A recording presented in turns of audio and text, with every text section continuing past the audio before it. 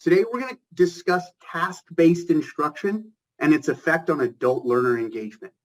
Increasing engagement with adult learners doesn't actually require technology at all. And while we're all at a MoodleMoot technology LMS conference, I think that the starting point to really trigger adult learning engagement, or really engagement with any age learner, is planning for it up front to make sure that we're teaching something that is applicable and usable for them.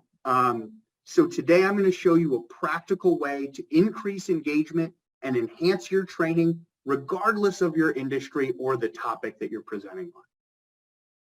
So a little bit about me. I'm the head of a boutique instructional design company that's based here in Los Angeles, California, called Kinetic Instruction. I have a team of 5, including instructional designers, graphic designers, HTML, CSS experts, etc., to help me create e-learning and instructional design solutions that are customized for specific organizations. We've worked with companies, nonprofits, universities, and K through 12 institutions, kind of really trying to find ways to customize and individualize their programs. I actually started using Moodle in my graduate school program at the University of Southern California when I started in 2015. And I was playing around in a little sandbox environment that they gave us since our entire program was delivered in Moodle. One of the reasons I love using this LMS is because it doesn't limit my instructional methods or creativity. So many learning management systems out there have a lot of rules of, yes, we can try and do that, but not quite.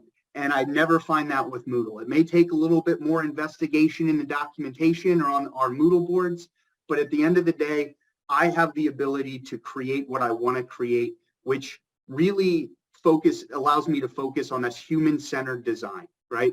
Or that idea of basically saying, what does my learner need and how can I make the user experience easiest for them? So what is task-specific learning? Simply put, it means designing a learning experience so the training is focused on a real-world problem, task, or action. Have you ever worked with someone who says, I just want my students to understand this thing?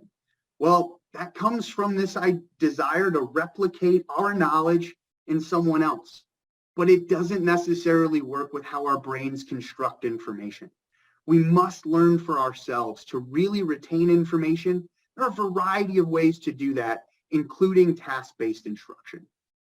So as an example, if I approach this session from more of a concept-oriented way, I may say something like, attendees to my MoodleMoot session will be able to explain how task-based instruction can increase learner engagement.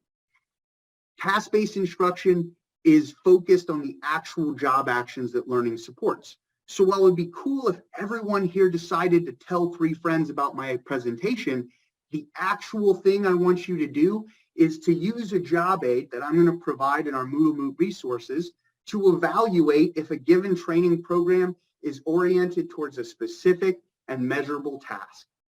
Here we have 2 kind of examples of how the same learning objective can be framed in different ways to be more task-centered.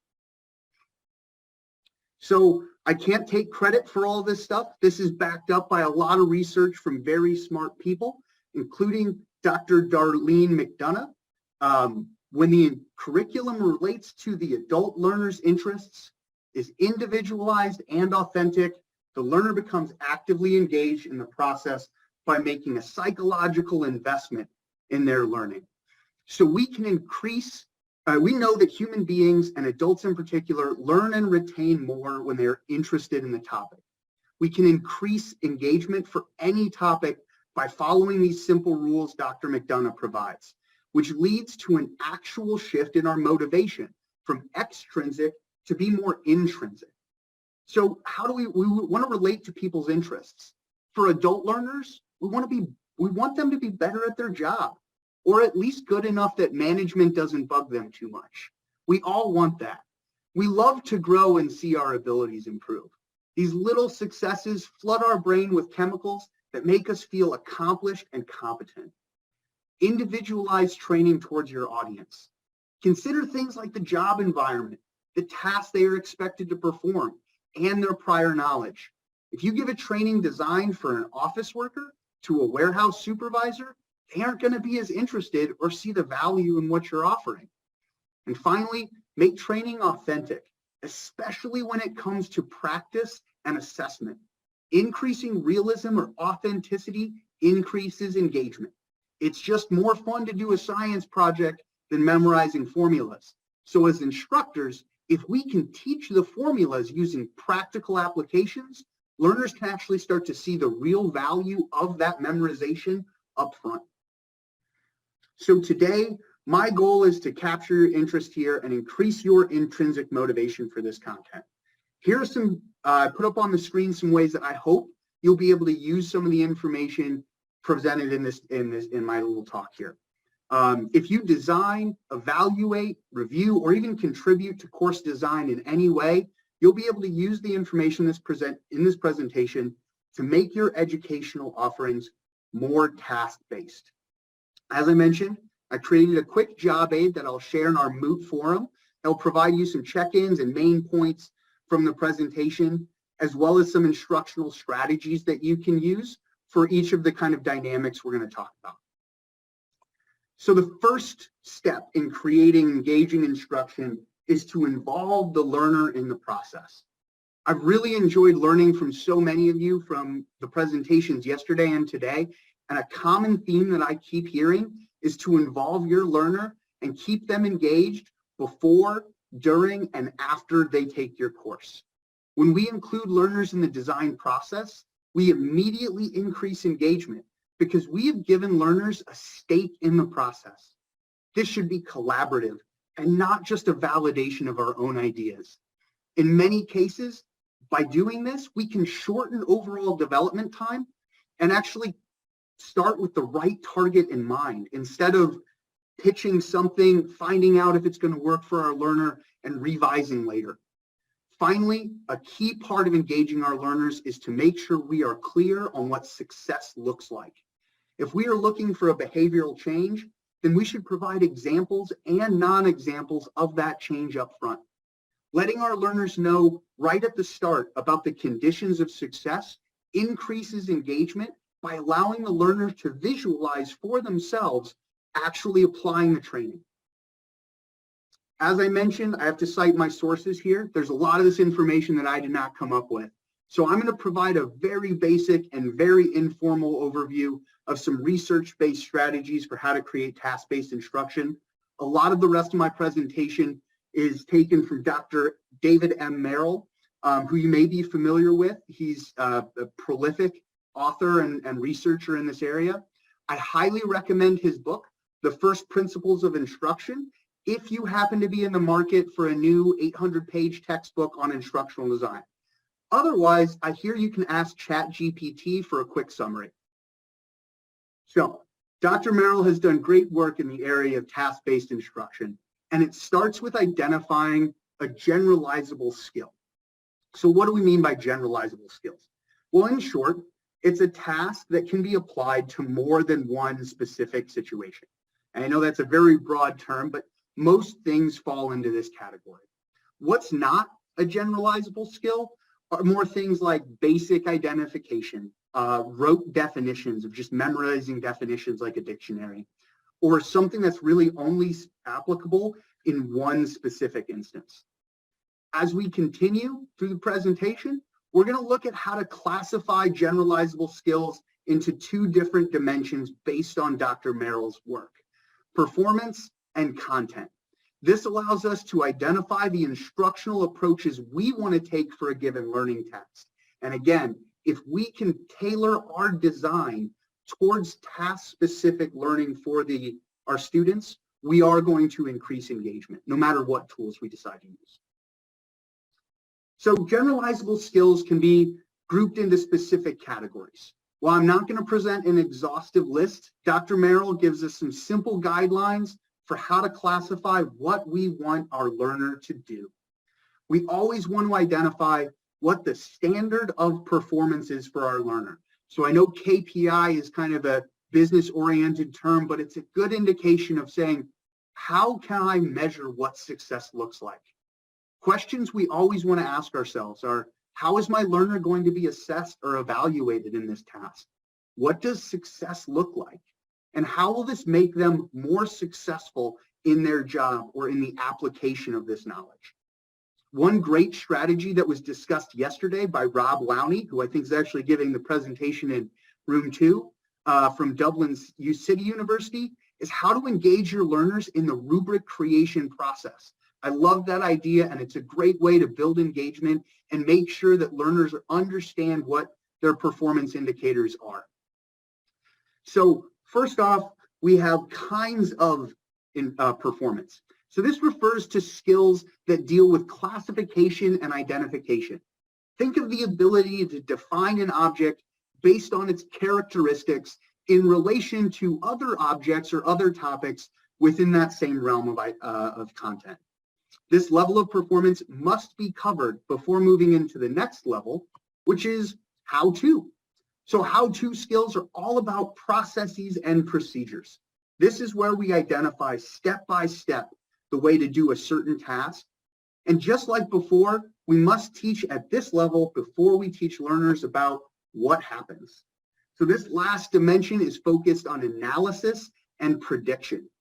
After we teach how to master a process, we can then teach our learners how to analyze similar processes, identify conditions or gaps, and predict the outcome of changes in those conditions or the steps of the process. The other dimension of task-based instruction that I wanted to discuss today relates to our training content.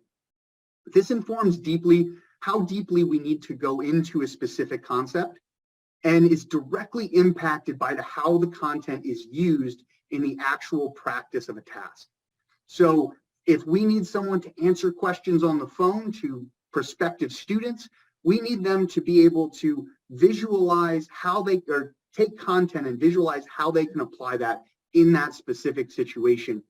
Again, with consideration of what we actually want them to do or how we want them to perform the task. So first, we have the informational level. For those who are more familiar with Bloom's taxonomy or Merrill's work, the informational aspect of a task is typically lower level. This is our remember and understand kind of level objectives. Now, that it is not to say that these lower level objectives cannot be task-based. Remember, it's hard to measure a person's understanding, but we can measure application. These are usually tasks that require the learner to recall or to present on information. To increase engagement for our learners, we should consider both the performance and content dimension of a task, and then select strategies based on that intersection. These tasks still require demonstration and practice. And just like the performance dimension, you must present on this informational level before you can move into the higher level of portrayal. This is where we have those higher level tasks of demonstration, creation, and analysis. So specifically, we want to this level of instruction relies on planning, creation, and application of knowledge that we learn at the informational level. One way to make training very engaging is to provide learners with increasingly complex examples that require them to think critically to apply what they learned in a portrayal situation. It's important to remember that not all tasks need to be at this level, and we should be careful not to overteach our learners either. That can lead to cognitive overwhelm, boredom, and a lot of disengagement. Keeping the information specific to the task also means being a little discriminating on what we teach. So finally on this slide, I want to look at some quick examples of tasks in each area of this kind of rubric. And the job aid I will present will kind of give you this same chart with strategies of how to present in each area. So first, an example of kinds of performance tasks at the informational level could be having a learner give a presentation on a research topic. We mainly need them to recall information and present it to an audience. The portrayal dimension for this task could be to have students create examples based on their research or apply their findings to a new situation or example. Yes, I had to change my presentation a little bit because yesterday there was a great example of a how-to task at the informational level,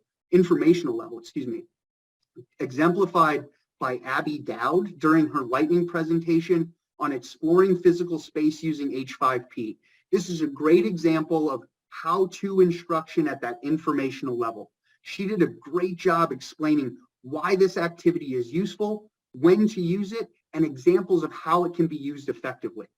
At the portrayal level, we would teach an instructor or a new Moodle developer how to use this activity.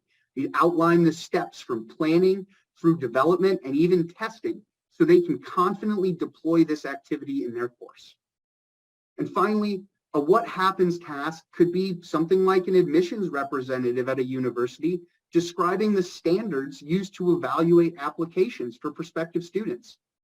At the portrayal level, that same admissions rep may need to apply those standards to students who don't fit the category, who may have had a non-traditional educational experience, were educated in a different country.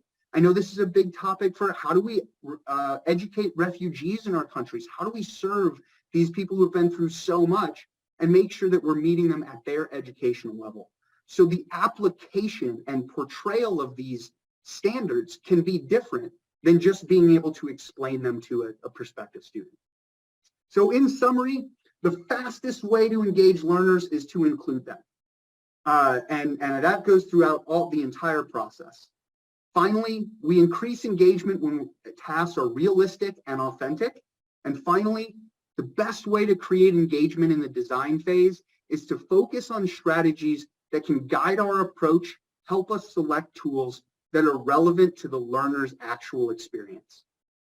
Thank you so much for listening to me today. I'm happy to answer any questions. The QR code links to my personal website. You can connect with me at LinkedIn or at phil@kineticinstruction.com. Thank you so much. Thanks so much, Philip. I don't know if I didn't see the QA, so I don't know if there's any questions or anything like that so far.